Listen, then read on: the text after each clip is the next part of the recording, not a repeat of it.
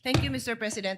My question is actually addressed to both counsels and to the witness. Yes, ma'am. So the witness also happens to be a lawyer. Apat na abogado po tayo mag-uusap dito. Pero ang pakiusap ko, speak in layman's term because we want the public to understand. Very simple question. I want to understand your appreciation of the crime of grave threats. Okay? It sounds like a simple question, but when I look at the elements, so explain ko din sa mga nakikinig. Pag tinignan natin ang definition ng crime, nandiyan yung elements. So the prosecution must always prove yung elements of the crime. Ang question ko ay, in your appreciation, dapat ba na ang supposed victim nakaramdam talaga siya ng threats? Or is it enough that the general public considers the statement threatening? Okay, so is it personal or is it a general sentiment? Now, before I proceed, gusto ko magbigay ng example para maintindihan ng mga kababayan natin. Kung magkapit-bahay, nagkapikunan dun sa bakod, tapos sabi nung isa, bubulohin ko to. Is that a grave threat? Second example, dalawang boksingero, nagkainitan, susuntukin kita. This is among two professional boxers. Is that a grave threat? Third example, police. Sabi, bubunutan ko to ng baril. Is that a grave threat? Maybe it's just offensive dahil sa professional, you shouldn't say that to a fellow police. And my fourth example is a senator. Pag sinabi niyang bibitbiting kita, kekwelyuhan kita, palalayasan kita, is that a grave threat?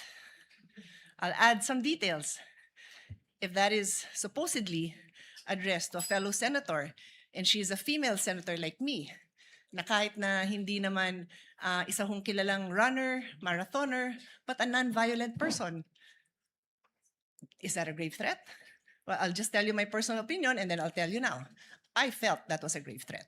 So, may I ask the counsel and the witness to now answer the question? Thank you. Okay, if you may, Your Honor, please, yung prosecution po.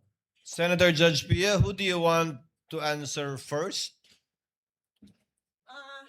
Good In the question. order that you Pag-iisipan ko prefer. ng matagal yan, Mr. President. I give you the decision on that one, Mr. President. Siguro prosecution kasi Yes po. sila naman ang kailangan mag-prove ng case nila. And then the witness and then the defense counsel. Again, an admonition from the chair without stating conclusions of fact and law that again is reserved for the impeachment court. You may state your opinions with respect to the elements of Definitely. the crime of grave threats specifically identified Yes. by the senator judge. And if I may, presiding officer, feel free to interrupt them if you feel that they have crossed the line, as I will. That's why I just Opo, want, I repeat my question, I want to understand your appreciation of the crime. You may, Mr. President, will we allow them to cite jurisprudence? I leave it up to you. I just Opo. want to understand the appreciation kasi. Opo. What do you think? Doon sa particular pong katanungang yon ni Senator Judge Pia Cayetano na dapat ba may takot na naramdaman, correct me if I'm wrong, Senator Judge Pia, Yes. yung taong tinatakot o subject matter ng grave threats o pampublikong pagtanggap pa na nakakatakot yung mga sinabi niya laban dun sa taong tinatakot niya. Siguro a simple yes or no with a very short explanation would Opo. suffice, Mr. Presiding Officer. Attorney Ligutan, you have 2 Maraming minutes, salamat, please. Senator Pia Cayetano. Maraming salamat sa pagkakataon. Yung sagot sa tanong na iyan, yung sagot po ng prosecution, hindi po galing sa opinion ng aking mga kasama. Ito po ay isang decision. No less than the Supreme Court of the Philippines. It just so happened, Your Honors, as an answer, in answer po sa tanong ni Senator Pia Cayetano, may dalawang kaso na po yung Supreme Court. Yung isa is Paera versus People. Yung GR number, siguro yung mga law students, no? Mga law students. GR number 181626, May 30, 2011. The title is Paera versus People. Sinabi ng Supreme Court doon, Wala pong batas na nagre-require na may private complainant. Ibig sabihin, hindi po required na yung biktima mag-execute ng affidavit upang yung akusado po pwedeng ma-found guilty ng grave threat. Paera versus people. But more than that, Your Honor, please. May isang kaso pa. No less than the Supreme Court in the Philippines. Sinabi doon, hindi po kailangan na yung recipient mismo nakaramdam ng takot or that sineryoso yung pagbabanta. Your Honor, to repeat, etong sinabi ng Supreme Court, all that needs to be proven is that they were intended by the accused to have that effects. Yung sagot sa tanong, hindi po galing sa prosecution, hindi po opinion, galing mismo sa Supreme Court of the Philippines, Your Honor. Okay, thank you for that. So, Mr. President, can we now ask If I may add, Senator Judge P, if I remember my memory aid correctly, there are only certain private crimes that need a private complainant, and most of these are personal crimes such as concubinage, adultery, seduction, abduction, rape, and acts of lasciviousness. Although these crimes are all entitled People of the Philippines versus the accused, without a private complainant, these crimes cannot be filed by the prosecutor in court without the cooperation or affidavit of the private complainant. Counsel for respondent will please reply to the query of Senator Judge Pia Cayetano. You also have 2 minutes, sir. All right. I will try to avoid making conclusions of fact and law, Your Honor, but I will answer in light of the facts of this case and leave it up to the discretion of this honorable court. Please, sir, you may proceed. It is our position that the statements made by the Vice President were not threats in the first place.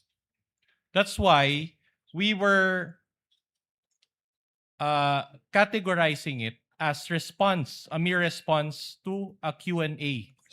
Number one. Number two, it was never aimed directly at BBM, FL, and the former speaker. In other words, had they not watched the video, for example, they wouldn't have known about it.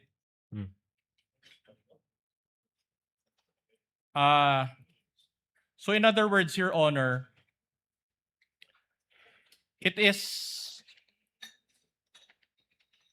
there was no threats to begin with. And so even the discussion on the elements is not really applicable insofar as determining the innocence or guilt of the Vice President. That is basically our position. That is one more thing. And practically, we maintain this position all throughout our pleadings. We never referred to that statement as threats. We always say that if at all, they were alleged threats. But we referred to the statements of the Vice President as statements, as responses. And even in my speech, that's what I said. It was a response, Your Honor. That would be all, Your Honor. Noted. you. Attorney Lotok, your response to Senator Judge Pia's question based on your investigation. You may proceed, sir. Yes, Your Honor. In establishing, Your Honor, whether or not the crime of grave threat exists, we follow the rule. First, whether there is an actus reus, and then second, whether there is a mens rea. So actus reus, Your Honor, means whether the offender in fact uttered the threatening remarks. We were able to establish that. That's why in-authenticate po ng NBI yung video na kung saan nandoon yung utterances. The test of mens rea, Your Honor, what we did, we